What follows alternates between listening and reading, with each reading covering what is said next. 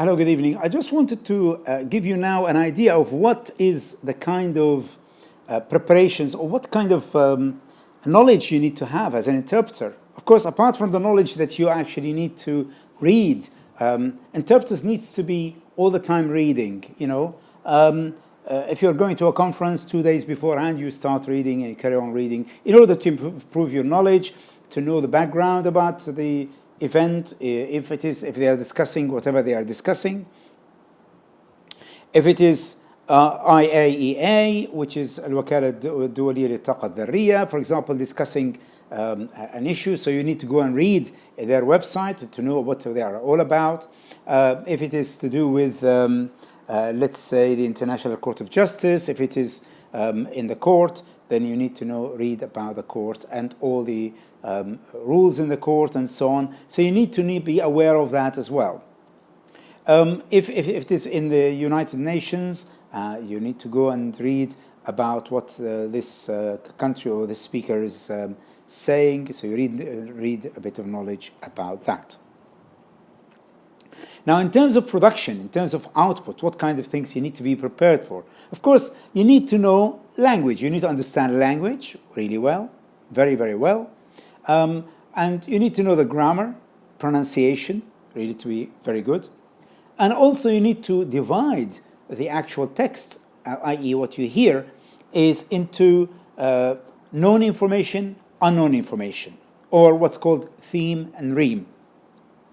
What is theme and rheme? Of course, theme and rheme, theme is the actual subject of the sentence usually, and usually rheme is the predicate of the sentence. So when you are translating, for example, you say the garden is beautiful. The garden is beautiful. The garden is well known, and then is beautiful is the new information.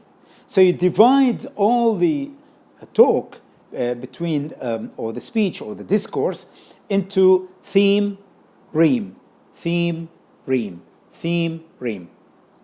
That is what you do in terms of the information flow, how it is flowing from theme to rheme. Theme being the known information, and rheme being the unknown information, the new information. For example, you say Selwa goes to school. She is a hardworking student. Of course, the word she is old information. Is hardworking student is new information. That is the rheme. So the she is not important now. You are focusing on the theme. So you go on like this in each sentence or in each unit. So when you are segmenting, you're looking at the theme and you know what the theme is. So you reduce it, what's called redundancy. It becomes redundant because you know she is redundant now. You know who she is. She is Selwa. So you know that one. So you don't need to worry about that. You need to see what is the new information about Selwa. Is that she is a hardworking student. And then if it goes, who tries to do a bit of sport, okay? Who is old information, tries to do a bit of sport is new information. Of course, sometimes some scholars think that the verb of the sentence is actually part of the old information and not the new information. So basically you are actually dividing it between these theme and rheme, between new information and old information, and this is what Prague School, Halliday School as well, and what is a functional sentence structure, where this is where you divide the sentences, the information flow into theme and rheme. Theme and rheme. It is the book that I borrowed. Of course, the book is the theme, and I borrowed is the rheme, and it goes on like this: theme and rheme, theme and rheme. What I want to say is, you are a good student. What I want to say is becomes theme, and you are a good student is new information, rheme. So this is how you divide throughout this. Functional sentence perspective, where you are dividing the whole sentence into theme, rheme, old information, new information, old information, new information, expected information, a new information. Expected information is the word Selwa is going to school or goes to school every day. This is old information. Then when you say she is a good sports, she's a good gymnast, and this is a new information. So that is where you are focusing on. So that's what interpreters do. They focus more on the Rheme than on the theme, because they know the theme is already known information. It's nothing new. So they always look for the new information in the speech. And actually Chernov talks about that you are reducing the theme and you are expanding the Rheme. In other words, you're speaking more about the Rheme in your interpreting than you're talking about the theme. And of course, this is interesting theory about interpreting, that when you are listening to the speaker, you always look for the new information from the speaker to interpret, not the known information that you don't need to interpret. For example, if they say Yasser Arafat, the chair of the PLO, which is a faction, was traveling to Tunisia, for example. Of course, was traveling to Tunisia is the new information, and the rest, that is the chair of the PLO, and which is a faction in Palestine, this is just extra information, which you don't need to, you can always omit because it's not as important information as the actual fact that he's traveling to Tunisia. So you see, this is how you divide the actual speech. And that makes it easier for you, because when you are looking all the time for the new information and you are actually reducing what is redundant in the theme, because there are lots of redundant information which you already know about, so you don't need to repeat them because they are known information, and you just focus on the new information. As in the case of my mom, when she was buying, when she bought the first shirt, for example, she says, I like this shirt, and now she moves to another shirt. So that's a new information. So you focus on the new information. What do you want? What's the color of that shirt? And so on. So you focus more on the new information when you are interpreting. That is very, very important. The other important issue is, as I said about the joke the other day, when I was telling you about the joke that the Prime Minister of Scandinavian Prime Minister was saying a joke, and the interpreter did not know where that Prime Minister is going, so he was waiting to understand what the idea is behind all this information. He realizes the joke, and then he tells everybody at the end of the joke, because he couldn't actually interpret now the joke. It's a long-winded way of explaining it. So he just said to the audience, the Prime Minister said the joke, please laugh, and everybody laughed. So that's really a very clever way of doing it. In other words, what he's done is the speech acts, what's called speech acts theory. Speech acts theory consists of three elements. Locution, which is the utterance itself, what you say, and then illocution, which is the intention of the speaker, of what he's trying to say, the message, and then also perlocution, which is the effect of that message, or what's the effect on the audience. Okay, so the first one is the utterance itself, locution. Illocution, it means the intention and the message, the purpose of the message by the speaker. And then you have perlocution, which is the intent, the effect of that message on the audience. And in fact, this is what happened with the joke. Because when he said he didn't interpret the joke, he just said to them, by the way, the Prime Minister just said a joke, please laugh. He just gave them the intention of that speaker in very, very short time, because you are actually pressured with time. So he just mentioned it in very, very short time. And, and the effect is that the audience laughed.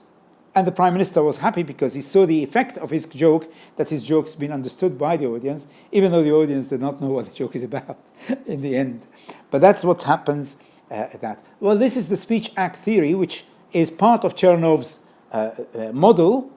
He says that you should be able to do that and apply it as part of your technique, if you like, to make your life easier for you as you are interpreting. And this is the pragmatic side of your interpreting, and not just basically the linguistic side, i.e. what the words are, word for word. You're interpreting them for word.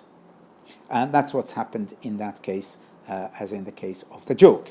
So you see, the theme and the Rheme are quite good because, I mean, according to Chernov also, he says there is redundancy in the theme.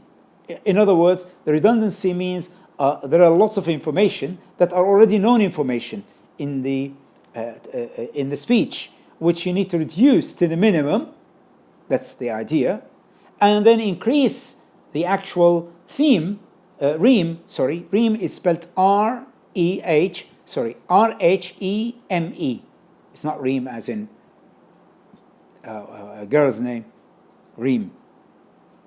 So Rheme here is the most important part because it gives the new information that the speaker is trying to tell us. What are the information, new information? It starts with establishing what the known information is, and then we move on to the new information, and that's what you do and divide the actual text or the actual audio that you hear between theme and Rheme and theme and Rheme, and carries on with that one.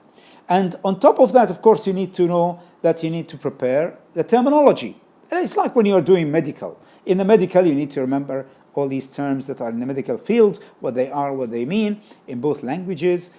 If it is in business, you need to also prepare terminology as well. So you need to get that done before you go into the booth to interpret. You cannot go interpret without knowing all these words.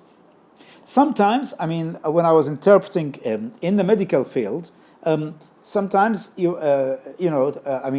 doctors, medical doctors, they tend to use some Latin words in their medical profession when they are actually diagnosing a case. I remember once there was a patient and a doctor, and I was in the middle there, and the doctor mentioned something in a very technical to me, some terminology I did not understand. I turned around to him and I said, look, I'm sorry, I don't know what you mean here because I need to tell the patient this.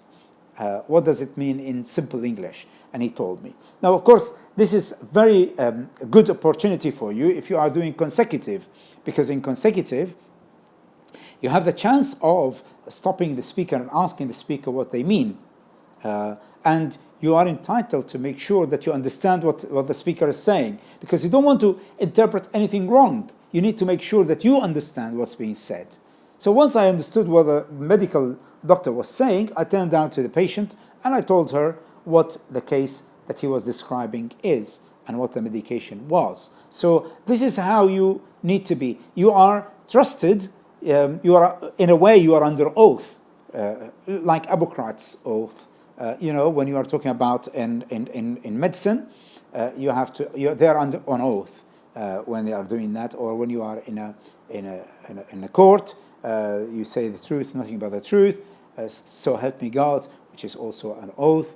So you want to make sure that you are actually, whatever you are interpreting is actually true and nothing but truth that you are actually giving, because you cannot actually then change anything at all. And this is very important. Another point which I used to get across or have a problem a little bit with.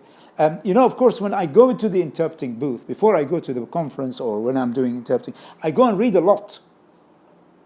But sometimes it happens that I might come across a term in the actual booth when the interpreting is happening, and I don't know what that term is. So I always go around it or paraphrase it in such a way, the way I understood it. This is really interesting. But later on, in the discussion, it might come back again, that same term, and I might then have thought about something equivalent to it, which comes to my mind, so I can correct myself. This is where you correct yourself. You cannot correct yourself all the time in interpreting. It's you hear it only once, and you say it only once. You don't need to repeat yourself, because if you repeat yourself, trying to correct yourself, then you have actually missed few sentences from the speaker. Because by the time you're thinking of how to make that sentence into a good sentence, you don't need to just go for it. Just go and say it, and then move on to another one, and so on. Don't repeat yourself. Don't repeat the same sentence twice, 3 times, unless the speaker has done that. But if they haven't done that, you don't repeat yourself. You say it only once, you move on. That's my advice to you here. So you don't actually have to waste time and then you miss the train, as it were, because the speaker is speaking all the time and you are saying more sentences, and you are behind by recorrecting your own sentence in such a way that it sounds correct. You don't need to worry about it. Just say it and move forward, and move forward to communicate, to facilitate communication. That's the main idea, the interaction between the two individuals here. And you are not dealing with texts only, you're not doing with linguistic texts only, where you are delivering linguistic material, but you are also facilitating communication between individuals. I hope that I have actually given you shed light on some of the elements of interpreting.